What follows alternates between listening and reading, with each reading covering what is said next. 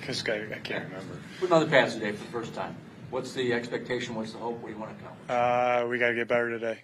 Yeah, that's always the hope and the goal of every day we're on the grass, whatever mode we're in, that we have to get something out of today and get better as a team and individual. So that's the goal.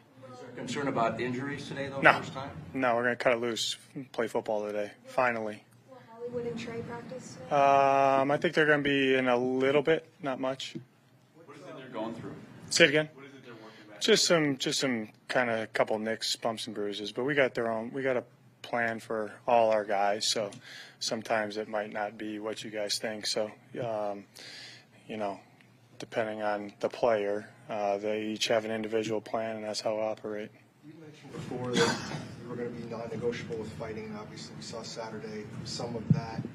Do you think the message got across that was needed when you did that? Yeah, I mean, we point out good and bad and what's expected and what we want to get out of practice, and our guys fully aware of our expectations and our standards. I guess along those lines, do you have to remind them a little bit today on the first time pads? We educate our players on what's expected on a daily basis, and to that point, it is our first day in pads, so we talked about it last night and then this morning. You implemented a number of rules that weren't here in the past. Your I don't have a lot of rules, Josh, so I don't know, but go ahead. Those rules, like, where did you are those things you gathered throughout your career? Yeah, why I say rules is I wouldn't call them rules. We have one rule, and everything kind of fits into that. So I don't rules can be distractions to me. So it's more like, hey, this is how I want us to behave as a team. And all these things that you could have questions about kind of fall into that. And they've done a good job with that. It seems like a number of players kind of got that message. Like BJ called it a culture shock a couple of days ago. Have you noticed where guys are, I guess, falling kind of in line with what you are preaching? No, I mean, as we sit here August 1st today, we have a long way to go if we think that we're going to line up and have a chance to win games. So I think they understand the importance of the value of how we're operating on a daily basis. If we say we want to win, we need to do these things. Like it's not results driven, it's process driven. So I think they've done a really good job with that, of understanding like this is how we're going to have to play, this is how we're going to have to operate on a daily basis, not just on the practice field, but in the meetings, in the meal room, recovery sessions, all the walkthroughs, all those things play a role in getting us ready as a team and individually to play our best football. So, and that's why I say, I mean, I made 3 mistakes yesterday. It's okay to make a mistake, but we got to correct it and learn from it. And let's not have we can have a bad rep, we can have a bad 1 minute in the meeting room, we can have maybe a bad period, but let's not have a bad day. We got to make sure that we're getting better. So that's all of us. When it comes to offensive line, rookie offensive linemen, what's their biggest hurdle transitioning from college to pro? I think it's a little bit different game, honestly. It's not tempo all the time, fast on the ball. And I would say that defensive linemen are bigger, better, meaner, more explosive. So blocking those guys is probably a little bit different. And then I do think there's a mental component of the game that they play that's probably not always, harder, maybe a little bit different, just depending what type of scheme you're in. But typically in all positions, the mental part picks up and the physical part picks up from college. What can you do as the head guy to prevent all your rookies from hitting that rookie wall when they're not used to playing 20 games? Educate them. Yeah. You guys are going to hit the rookie wall. Here's what you do when you hit it. JG, are you where you hoped you would be at 1 week into camp? Yeah, I am. Today will be this week is a good week. I told the guys they're going to, they're not going to feel great. It's how we structured camp. This is a little bit of a test mentally and physically with where the installs are, with what we're asking them to do physically on the field. And so we got to make sure that we get better, a little bit better each day. But I do like where we are right now. Do you feel the guys have some added juice today, just knowing pads are coming off? Yeah, knowing pro football players, when you put on, shoulder pads for the first time, there'll be a little bit added juice. Good question. Like Majay had a cast on his hand. Is Yeah. there a concern he might miss an extended? No, you'll see him out here pretty shortly.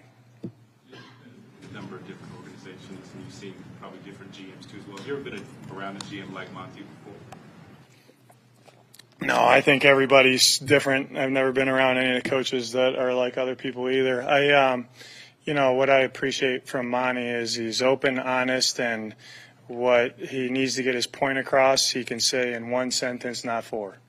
And the swiftness of his delivery helps us and the coaches out. It helps me and the coaches out a lot. So it's been I'm very grateful to be working alongside him. What do you like about Marco Wilson?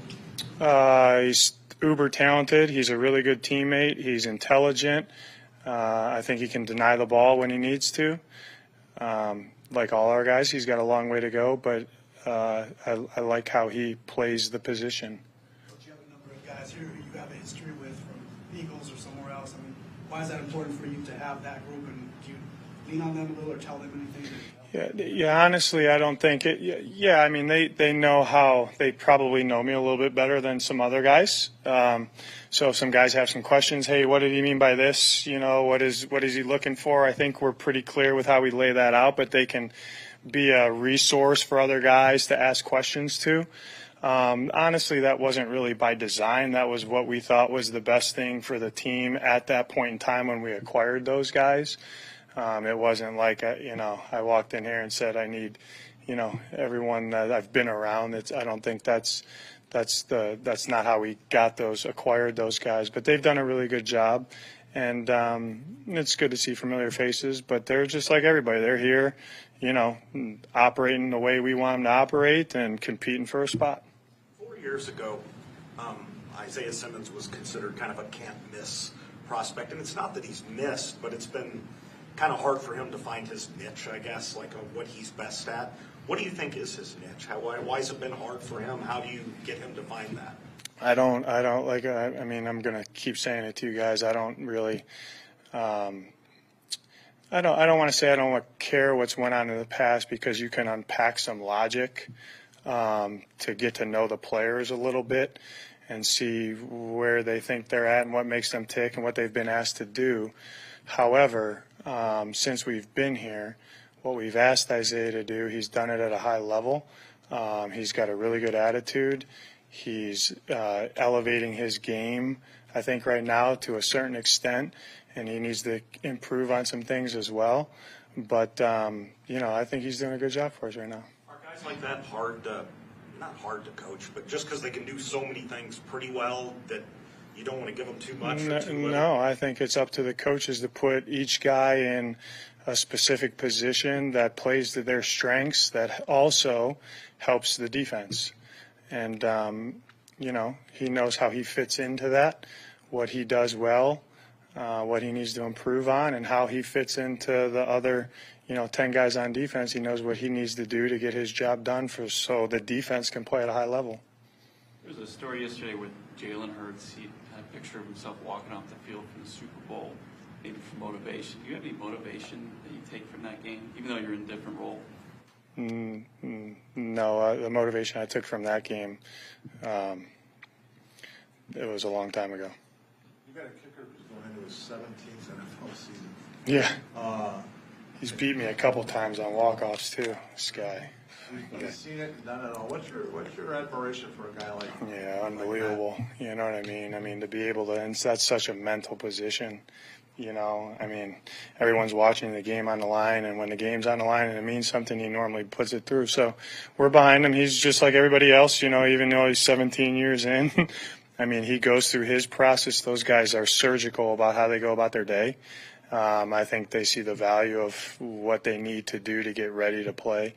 But he's been awesome. He's been a great resource, too, about a bunch of different things, because he's been around a lot of people. He's been around a lot of ball. He's been on some good teams, been on some bad teams. And it's a good sounding board for me because I think they have a little bit different role as far as they can kind of sit back sometimes and kind of see what's going on. And I listen to Matt a lot.